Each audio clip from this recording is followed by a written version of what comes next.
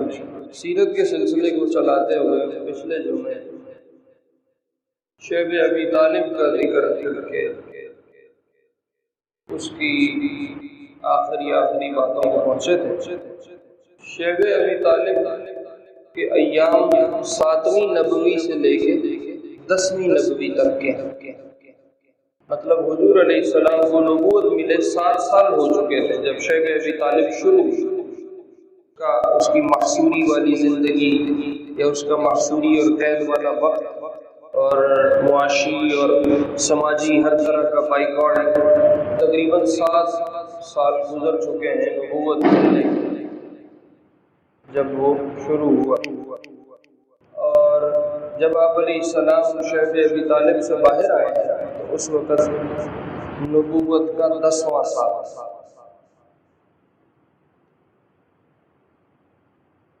جب آپ علیہ السلام ابھی شیب ابی طالب میں تھے اور ادھر کفار جو ہیں وہ مسلمانوں کو بہت ستا رہے ہیں، تنگ کر رہے ہیں، ہر طرح کا بائیکاٹ کر رہے ہیں، تو حضرت ابوبکر رضی اللہ عنہ نے یہ ارادہ کیا کہ میرے جو ساتھی حبشہ چلے گئے ہیں ہجرت کر کے، میں بھی جا کے ان کے ساتھ شامل ہوں، میں بھی مکہ چھوڑ کے نکل جاؤں۔ یہاں رہنا، یہاں اپنے دین پہ رہنا اور اپنے دین پہ عمل کرنا، عبادت کرنا مشکل ہے، میں بھی یہاں سے چل دیتا ہوں جیسے میرے ساتھی جعفر لوگ حبشہ گئے ہوئے ہیں ہجرت کر کے، میں بھی ان کے ساتھ جا کے شامل ہو جاتا ہوں، جب حالات ٹھیک ہو جائیں گے پھر ہم واپس۔ تو ابوبکر صدیق رضی اللہ عنہ اس ارادے سے مکہ چھوڑ کے نکل ہجرت حبشہ کی طرف۔ جب ابوبکر صدیق رضی اللہ عنہ سفر کرتے کرتے ایک جگہ ہے اس کا نام ہے برق الغماد، جب آپ یہاں پہ پہنچے تو وہاں ایک قبیلہ آباد تھا جس کا نام قارہ ہے، اس قبیلے کا نام جیسے قریش تھا یا جیسے غفار تھا، اسی طرح ایک قبیلہ ہے جس کا نام قارہ، اس کے سردار ہیں مالک بن دغینہ، بڑے سرداروں میں تھے، مکے والے بھی ان کی بڑی شرم حیا کرتے تھے، اور چونکہ مکے والے شام کا سفر کرتے تھے تو راستے کے جو قبائل تھے ان کے ساتھ مکے والے بنا کے رکھتے تھے، بگاڑتے نہیں تھے، کیونکہ ہم راستے سے گزرتے ہیں اور یہ قبیلے ہمارے راستوں میں پڑتے ہیں، اگر ہم ان سے بگاڑ لیں گے تو خدا نخواستہ کل کو یہ ہم پہ حملہ کر کے جو ہم مال بیچنے جا رہے ہیں، خرید کے لا رہے ہیں، وہ ہم سے لوٹ نہ لیں، اس لیے بگاڑتے نہیں تھے، بنا کے رکھتے۔ تو وہ مالک بن دغینہ جو قارہ کے سردار ہیں ان کی ملاقات ہوئی حضرت ابوبکر رضی اللہ عنہ۔ حضرت ابوبکر حبشہ جا رہے ہیں، تو مالک نے کہا ابوبکر کہاں جا رہے ہیں؟ کہنے لگے مجھے میری قوم نے نکال دیا، اخرجنی قومی، اور میں حبشہ جا رہا ہوں ہجرت کر۔ تو وہ کہنے لگے مثلک لا یخرج ولا یخرج، ابوبکر تیرے جیسا بندہ تو نہ کوئی نکالتا ہے اور نہ ہی وہ خود نکلتا ہے، مطلب آپ اپنی طبیعت میں بھی ایسے صبر تحمل والے ہیں کہ آپ جیسا بندہ صبر چھوڑ کے کدھر جا رہا ہے، اور آپ اتنے اچھے اخلاق کے مالک ہیں کہ آپ جیسا بندے کو تو کوئی قوم نکالتی نہیں، آپ کو کیوں نکالتی ہے؟ اس پہ کچھ جملے اس نے کہے مالک بن دغینہ، کہنے لگا انک لتصل الرحم، تم تو رشتوں کا بڑا خیال کرنے والے، تصدق الحدیث، سچ بولنے والے، تحمل الکل، جو بیچارے کمزور ہیں ان کا تم بوجھ اٹھانے والے، تکسب المعدوم، فقیروں کو کما کے دینے والے،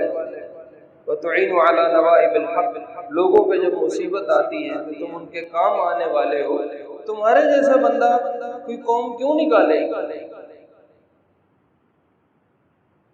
میرے ساتھ آؤ، میں تمہیں لے کے، اس کی آواز کم کرو، آواز تیز ہے، میرے ساتھ آؤ میں تمہیں مکے واپس لے کے جاتا ہوں اور تمہیں اپنی پناہ میں لیتا ہوں تاکہ کوئی بھی تمہیں تنگ نہ کرے۔ ابو بکر رضی اللہ عنہ نے دیکھا بندہ مضبوط ہے، اگر اس کی پناہ میں آ جاؤں تو کام چل جائے۔ حضرت ابو بکر نے اس کے ساتھ طے کر لیا کہ میں تمہارے ساتھ واپس۔ اب یہ دونوں حضرات واپس مکہ آ گئے، اور کم کرو بھی گونج ہے اس میں۔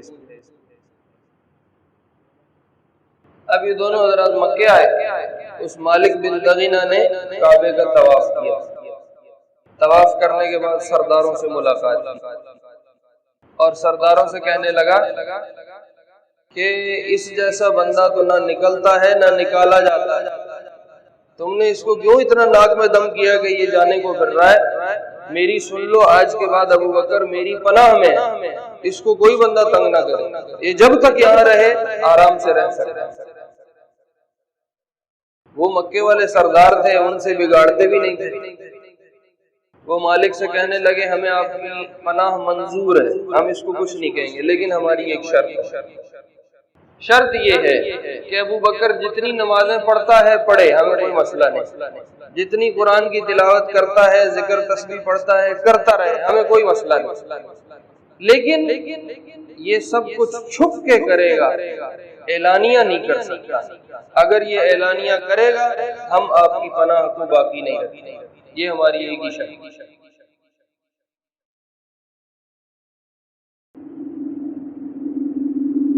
مالک نے کہا، مالک بن دغینہ کہنے لگے کہ مجھے یہ شرط منظور ہے اور ابو بکر کو میں اپنی پناہ میں لیتا ہوں۔ حضرت ابو بکر رضی اللہ عنہ نے اپنے گھر میں عبادت شروع کی، اپنے گھر میں، باہر نکل کے نماز نہیں پڑھتے تھے، لوگوں کے درمیان جا کے اعمال نہیں کرتے، گھر میں ہی ایک مسجد بنا لی اور اس مسجد کو آباد کیا اور اس میں اعمال کرنے شروع کیے، نماز پڑھتے تھے، قرآن کی تلاوت کرتے تھے۔ اور حضرت ابو بکر رضی اللہ عنہ دل کے بہت نرم تھے، بہت زیادہ نرم، اتنے نرم تھے کہ نماز پڑھتے پڑھتے روتے روتے داڑھی تر کر لیتے،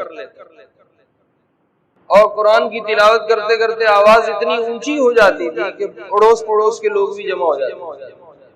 حضرت ابوبکر رضی اللہ عنہ نے اپنی اس مسجد میں نماز پڑھنا شروع کی، تو اب جو ارد گرد کی خواتین تھیں وہ اکٹھی ہو کے آ جائیں، بچے سارے اکٹھے ہو جائیں کہ یہ کچھ عجیب کام کرتا ہے جو ہم نے پہلے کبھی اپنے آبا و اجداد میں نہیں دیکھا۔ اور حضرت ابوبکر کو دیکھتے تھے، حضرت ابوبکر اپنی کیفیت میں نماز پڑھ رہے ہیں، تلاوت کر رہے ہیں، غار و قطار رو رہے ہیں۔ یہ کیفیت اب ہر چوتھے دن کی کہانی بنی، ہر دوسرے دن یہ لگ جائے، یہ مجلس لگ جائے اور عورتیں بچے اکٹھے ہو جائیں اور حضرت ابوبکر اپنی نماز پڑھ رہے ہیں، تلاوت۔ تو جو مکے والے تھے ان کو یہ خطرہ ہوا کہ یہ ہمارے بچوں کو اور بیویوں کو شکار کر لیں، کہیں ایسے نہ ہو ہمارا دین چھوڑ دیں اور اس کے دین پہ۔ تو انہوں نے اس کو مالک بن دغینہ کو پیغام بھیجا کہ آپ ہماری بات آ کے سنو، واپس آؤ۔ تو مالک بن دغینہ آئے، مکے والوں نے کہا جی ہم نے آپ کے ساتھ ایک شرط رکھی تھی،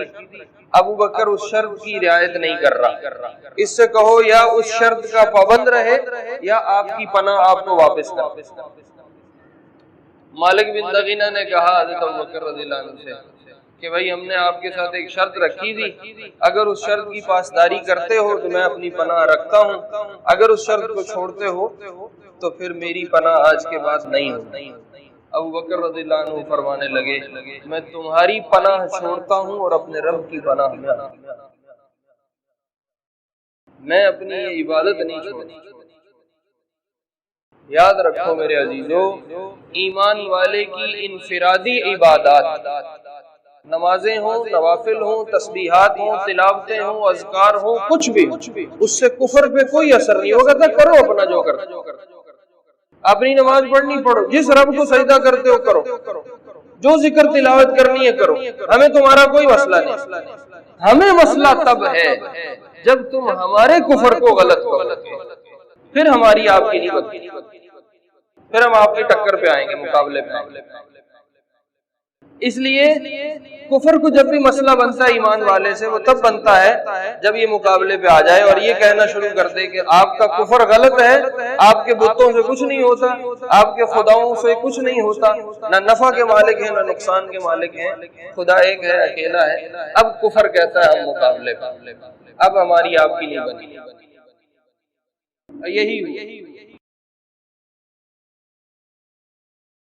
حضرت ابوبکر صدیق رضی اللہ عنہ نے مالک بن دغینہ کی پناہ کو چھوڑ دی، اور ادھر حضور علیہ السلام کو پتہ چلا کہ حضرت ابوبکر جانے کی تیاری کر رہے ہیں، ہجرت چاہتے ہیں۔ تو آپ نے کہا ابوبکر ابھی ٹھہرو، ہمیں اللہ جب حکم دے گا پھر تم نے میرے ساتھ ہجرت کرنا۔ تو ابوبکر صدیق رک گئے۔ خیر یہ شیب ابی طالب کے دنوں کا ایک قصہ ہے، سیرت کی کتابوں میں پورا باب ہے، اس لیے میں نے اس کو مختصراً عرض کر دیا۔ جب شیب ابی طالب کے ایام ختم ہوئے ہیں تو رمضان کا مہینہ تھا یا شوال کا مہینہ، اور یہ نبوت کا 10واں سال، اس میں حضرت ابوبکر صدیق رضی اللہ عنہ تو پہلے ہی باہر تھے۔ آپ علیہ السلام جب شیب ابی طالب سے باہر تشریف لائے تو کچھ ہی ایام کے بعد، بعض سیرت نگاروں کے ہاں 35 دن، بعض کے ہاں کچھ کم ہے کچھ زیادہ ہے، حضرت کے جو چچا ہیں ابو طالب، ان کا انتقال، اور یہ ایک بہت بڑا سایہ تھا اور ایک بہت بڑی پناہ کی جگہ تھی، اور اس کی ایک بہت سہارا تھا آپ علیہ السلام کی ذات کو، وہ ایک دم سر سے۔ حضرت ابو طالب کی انتقال کے وقت جو عمر لکھی ہے سیرت نگاروں نے، وہ کوئی 80-85 سال کے لگ۔ حضرت ابو طالب نے بہت سایہ رکھا آپ علیہ السلام، بڑی خدمات ہیں، اور ساری زندگی آپ کی حمایت رکھی، سارے مکے کا مقابلہ کیا ہے اور سارے کفر کو اپنے سر پہ لیا ہے، لیکن آپ علیہ السلام کی پوری حفاظت۔ جب ابو طالب کا آخری وقت آیا تو آپ علیہ السلام کو اطلاع ملی کہ ابو طالب پہ آخری وقت، تو آپ دوڑے تشریف لے کے گئے، اور آپ نے جا کے ابو طالب سے کہا چچا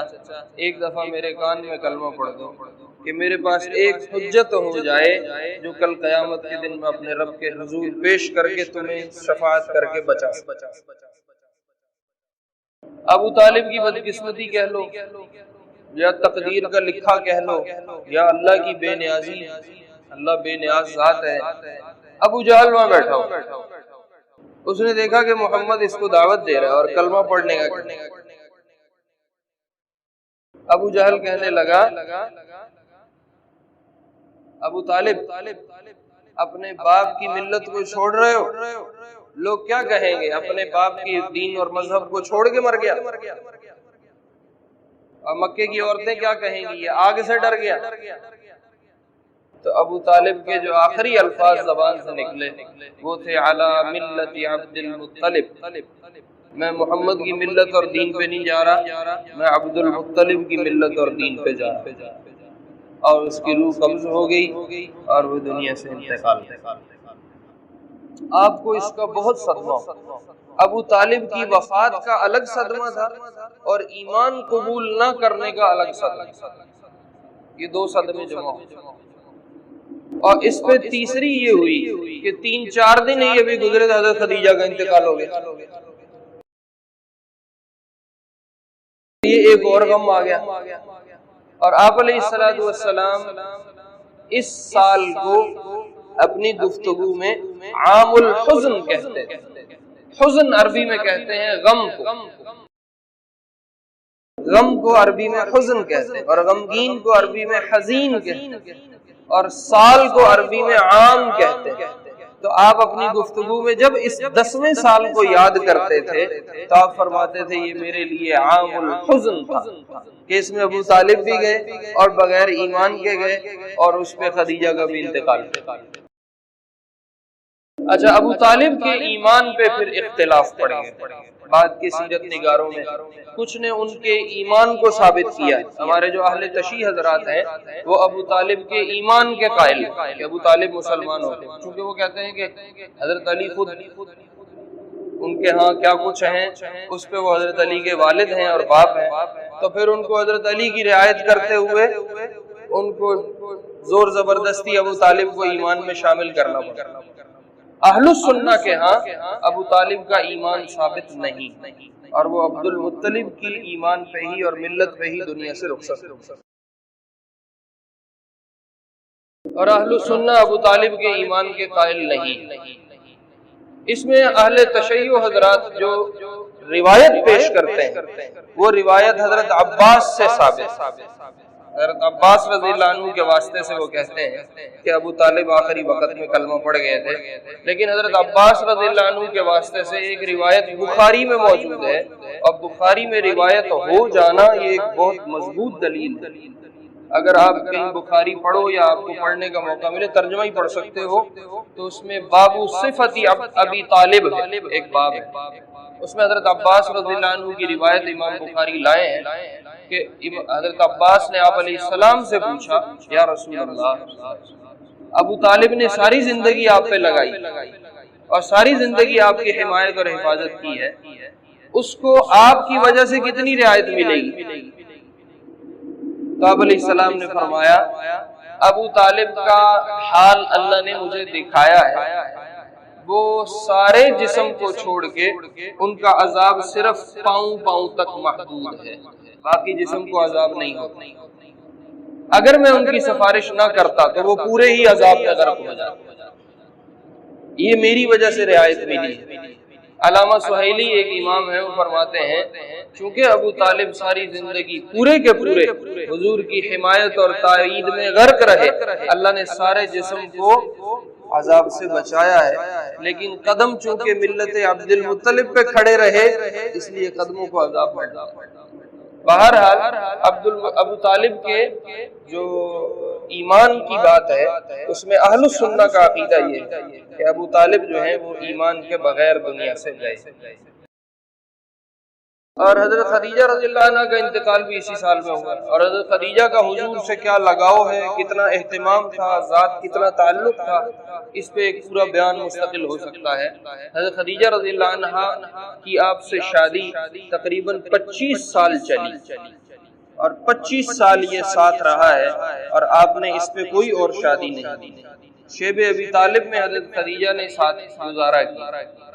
کبھی کبھی نا میں سوچتا ہوں جب بندے پہ مالی حالات آتے ہیں اور جب بندہ باہر سے پریشان ہوتا ہے تو اس کے پاس ایک ہے سکون لینے کی جگہ، اور وہ ہے اس کا گھر اور اس کی بیوی، اور اگر گھر میں بھی تنگی آ جائے تو پھر چڑچڑا پن طبیعت میں اتنا آ جاتا ہے کہ بیوی اچھی لگتی ہے اور بیوی کو شوہر نہیں اچھا لگتا۔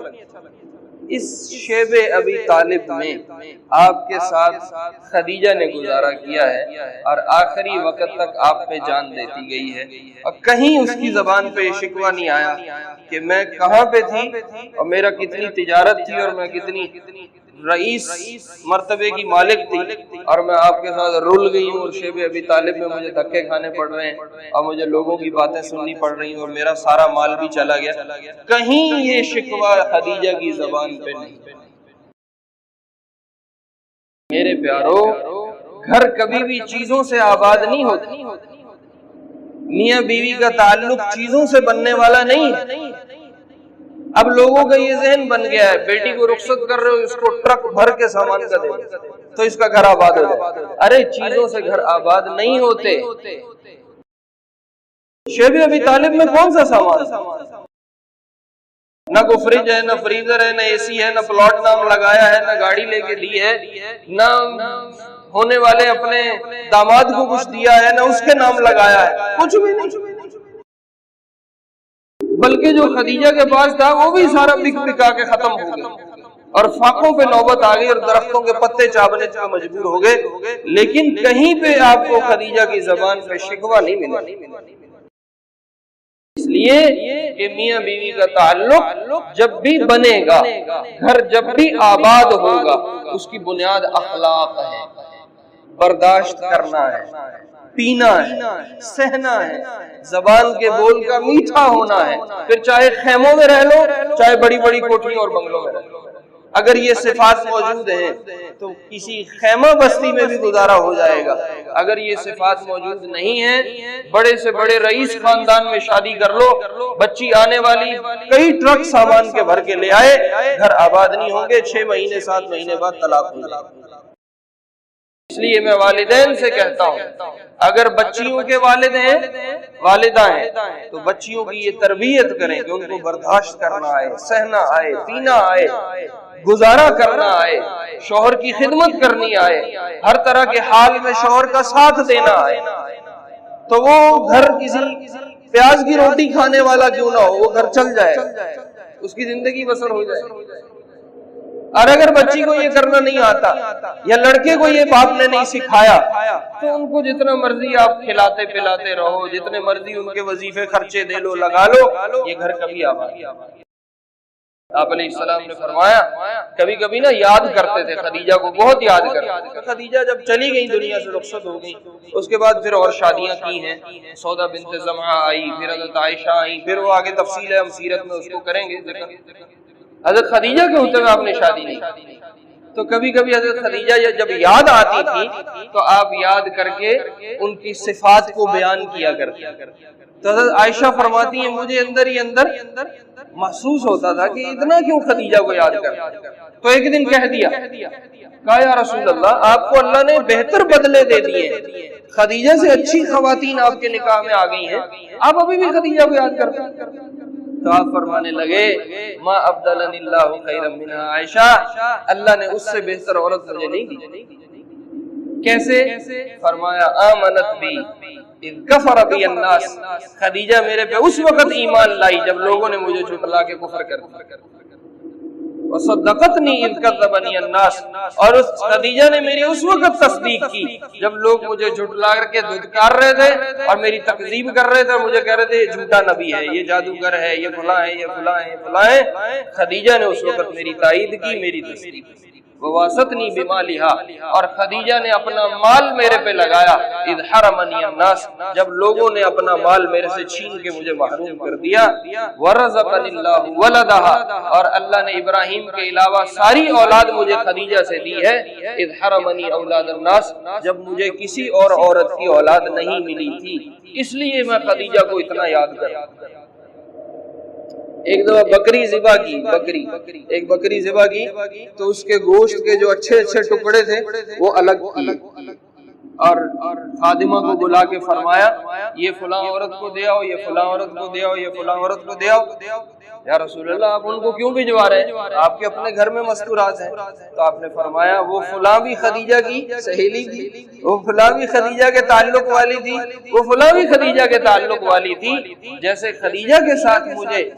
خوبصورت معاشرت کا تقاضا تھا، ایسے خدیجہ کے جانے کے بعد اس کے تعلق والیوں سے بھی مجھے اچھا عہد نبھانے کی اللہ نے حکم دیا ہے اور اللہ نے میرے ذمہ لگایا، میں اس لیے اس کا تعلق نبھاتا ہوں۔